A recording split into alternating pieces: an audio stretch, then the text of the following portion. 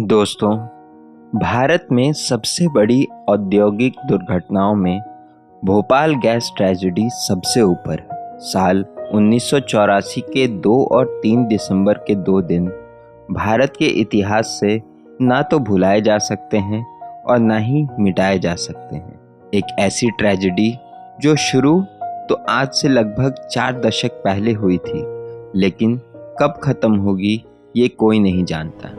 आज भी Bhopal gas tragedy के प्रभाव पूरे भोपाल में देखे जा सकते हैं। इतना बड़ा औद्योगिक हादसा विश्व के इतिहास में पहली बार हुआ था।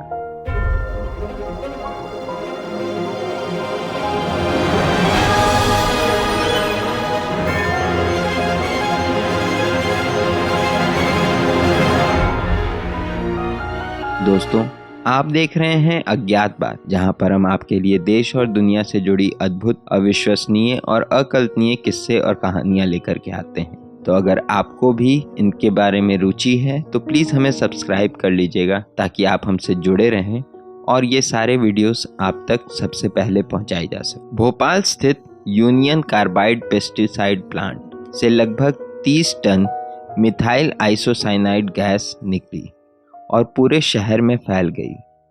इस जहरीली गैस की चपेट में जो भी आया, उन्होंने या तो अपनी जान गंवा दी या फिर किसी न किसी खतरनाक बीमारी की चपेट में आ गए।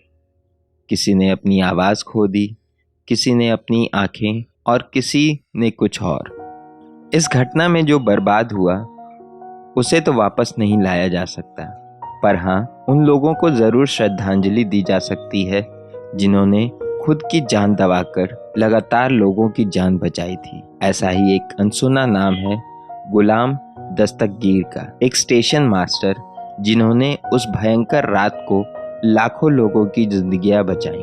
अगर गुलाम उस दिन अपनी सूझबूझ नहीं दिखाते तो शायद परिणाम और भी भयंकर होता। 3 दिसंबर 1984 की रात को स्टेशन मास्टर गुलाम देर रात तक अपना काम कर रहे थे। रात को लगभग 1 बजे जब वो गोरखपुर मुंबई एक्सप्रेस के आगमन की घोषणा कर बाहर निकले तो उनकी आंखें जलने लग गईं और साथ ही उनके गले में भी भयंकर खुजली होने लगी। उस समय तक उन्हें जरा भी पता नहीं था कि प्लांट से जहरीली गैस का रिसाव हो रहा है और धीरे धीरे स्टेशन को भी अपने चपेट में ले रहा है। अपने वर्षों के अनुभव से गुलाम ने समझ लिया कि यहाँ कुछ तो गलत हो रहा है। वैसे भी उन्हें पूरी बात नहीं पता थी, लेकिन जब उन्हें अन्य किसी सहयोगी का कोई रिस्पॉन्स नहीं मिला तो उन्होंने तुरंत स्थिति को संभाला। उन्होंने विदिशा और इटारसी जाने वाले पास के स्टेशंस के वरिष्ठ कर्मचारियों को सतर्क किया और तुरंत सभी ट्रेनों को भोपाल से रवाना करने का फैसला किया। इधर गोरखपुर कानपुर एक्सप्रेस पहले से ही भोपाल प्लेटफॉर्म पर खड़ी थी और उसके रवाना होने का समय 20 मिनट बाद का था, लेकिन गुलाम ने अपनी सूझबूझ से स्टेशन पर मौजूद बाकी स्टाफ को ट्रेन को रवाना करने का आदेश दिया। और जब कर्मचारियों ने कहा कि ऊपर से आदेश आने तक उन्हें रुकना चाहिए, तो गुलाम ने जवाब दिया कि इस फैसले की पूरी जिम्मेदारी वो लेंगे। बाद में उनके सहयोगियों ने बताया कि गुलाम को उस वक्त सांस लेने में बहुत तकलीफ हो रही थी और उनकी आंखें लाल हो चुकी थी, लेकिन गुलाम और उनके बहादुर स्टाफ्स ने अपनी जिम्मेदारी पर टिके रहे और ट्रेन को रवाना करवाया।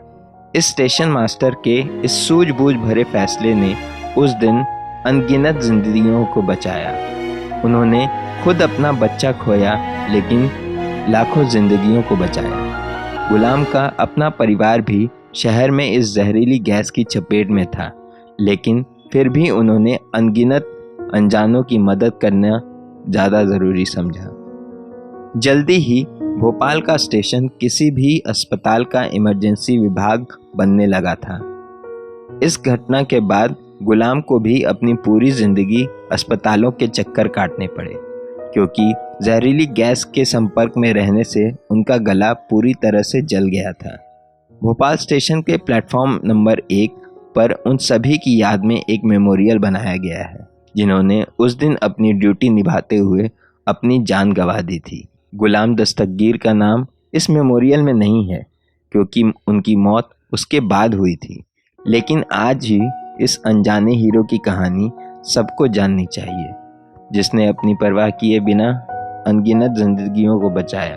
तो दोस्तों, अगर आपको इस बारे में और भी जानकारी है तो प्लीज़ उसे कमेंट कीजिए और शेयर कीजिए इस वीडियो को अपने दोस्तों के साथ जिन्हें आपको लगता है कि ये कहानी पता होनी चाहिए। मिलते हैं आपसे अगली वीडियो में।